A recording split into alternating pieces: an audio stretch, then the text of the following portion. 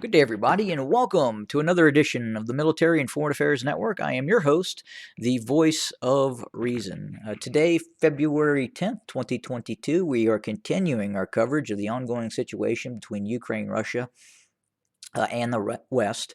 And as always, I'm going to start the episode by taking a quick look at both mainstream and not so mainstream media coverage of the current crisis. So let's have a look at this and start. So the new voice of Ukraine. U.S. detects Russia moving additional forces closer to Ukrainian border. The Moscow Times. Russia armed volunteers prepare for action in eastern Ukraine. France, RFI. France, NATO denounce violent Russian Belarus drills. And what they're referring to is those ongoing drills that will take place from February 10th to February 20th, today till the 20th. And the Russian chief of their general staff is currently in Belarus overseeing this exercise, and I guess they're looking at the possibility of this may turn into something other than an exercise, quite possibly. Let's see here. Huffington Post UK, HuffPost UK, I assume that's what that is. A Russian foreign minister accuses Liz Truss of being unprepared for Moscow meetings. CNN, good old CNN. What the U.S. is watching that could signal Russia is launching an invasion of Ukraine. TASS, Ukrainian intelligence, military prepare provocations in Donbass. And yeah, you guys can get the picture of kind of what we're looking at. So again, same rhetoric. It just seems to be increasing. We continue to hear about these continued troop deployments by the Russian Federation, and we're probably now looking at the top edge of roughly 100 battalion tactical groups. There could be more than that. Again, very, very difficult to say. By some estimates, some military analytical sites and organizations, I guess I should better put that, are now saying that upwards to 60 to 70% of the entire Eastern military district combat power has been moved to areas near the Ukrainian border and in predominantly in Belarus as well. So again, very, very significant troop movements and deployments. We're also getting word now out of Ukrainian sites that would indicate that the Ukrainians believe the Russians are now setting up for an effective blockade of the Ukrainian coast and the Sea of Azov. So the Sea of Azov is here, and then obviously the Black Sea is this area. So they would effectively could very easily blockade through the Straits of Kerch, and probably not too difficult of an operation to blockade the rest of the Ukrainian southern southwestern coastlines as well. And really, the only oppositions the Ukrainians could mount against said blockade is possible use of some anti-ship missiles and some aircraft, some ground launched aircraft that could possibly harry Russian forces. But in all likelihood, those aircraft would be destroyed very, very quickly by Russian forces. I again also wanted to talk about kind of the prospects of a NATO Russian engagement. And again, we kind of have two trains of thoughts going. There's a lot of supporters of NATO that incorrectly believe that NATO is still this great power when it comes to what I would define as near peer adversaries. And near peer adversaries are some of these higher end nations such as the Russian Federation, China, and what have you. But again, NATO does great when dealing with the likes of Muammar Gaddafi. But again, given the current situation, NATO is not the same as it was in the early to late 90s. It's just a completely different animal now. It has atrophied. And that really, kind of looking at the situation now, harkens back to some history lessons that I think should have been learned in history. And that brings me back to the German invasion of France back in 1940. And that is Operation Case Yellow. So if we go back to 1940, as the Germans swept through Poland, occupied Poland, and had taken control of Denmark and Norway. We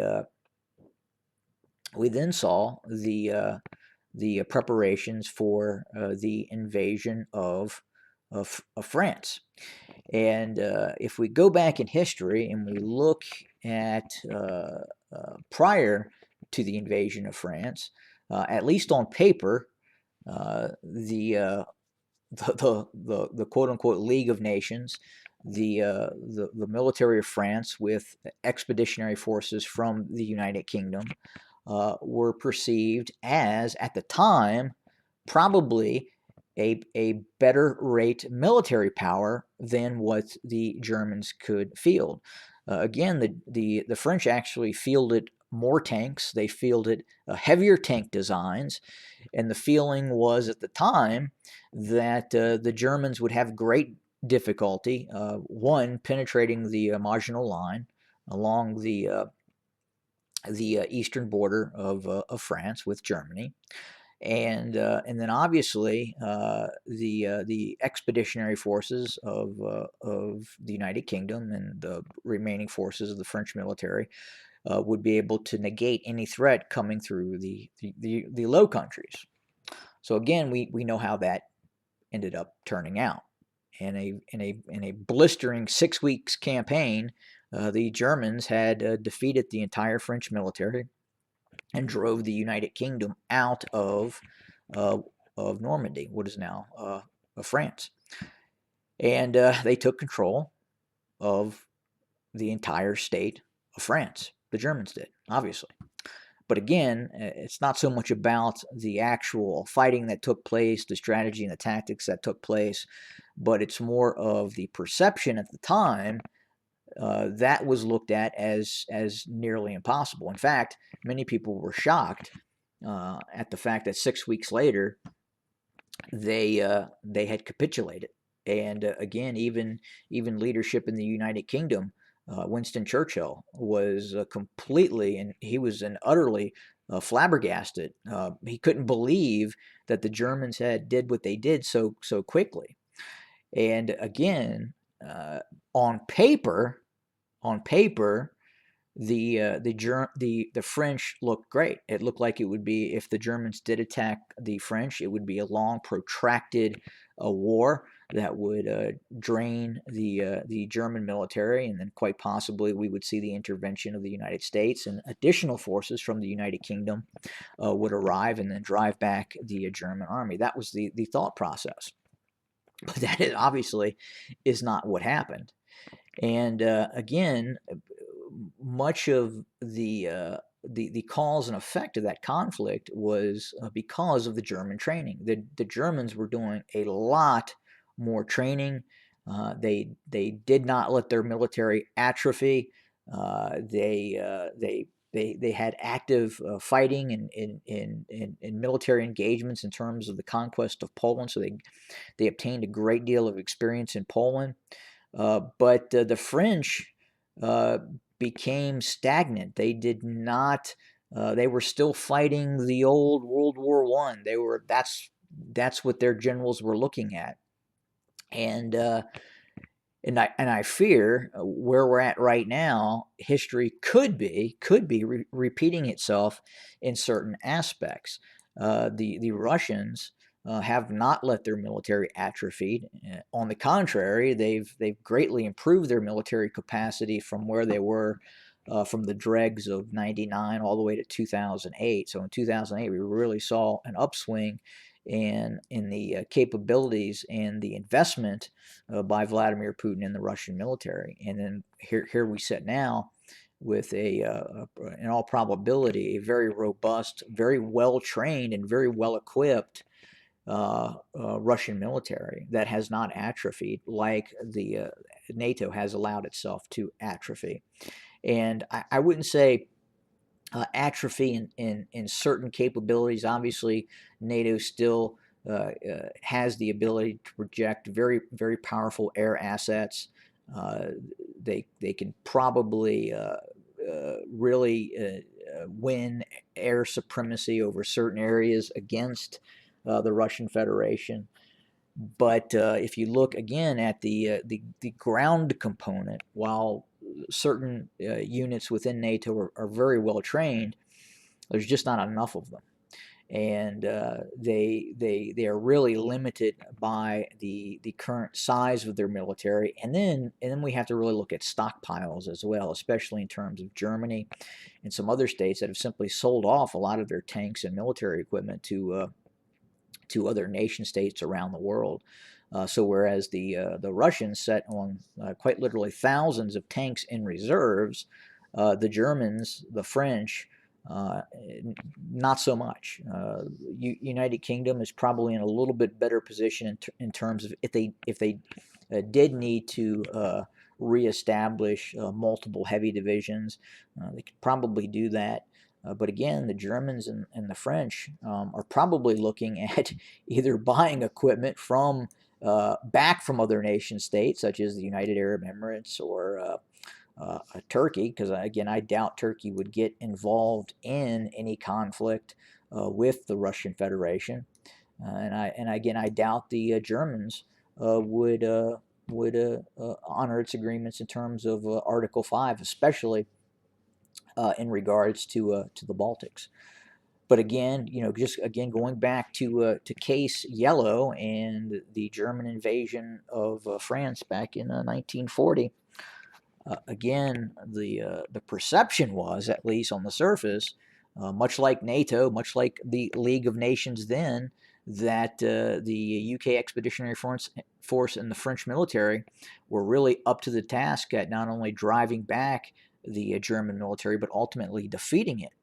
And we know how that turned out. 6 weeks later, there was no France. It was, well, we had a Vichy France in the south, but the rest of France was under German occupation.